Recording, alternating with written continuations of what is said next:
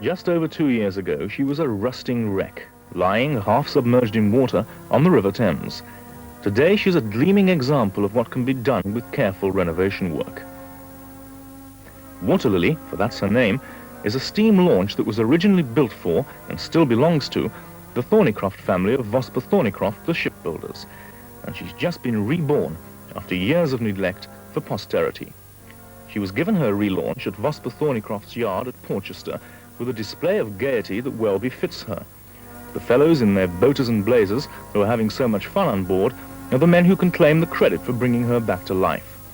They're all employees of Vosper Thornycroft, and for the past 2 years they've been working virtually full-time on getting her back into top-notch condition.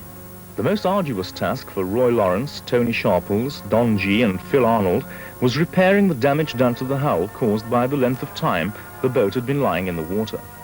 In 1914, Waterlily's old steam engine was replaced by a petrol motor, and the men had the job of refitting the steam engine which they managed to get from the Thornycroft family at their home on the Isle of Wight.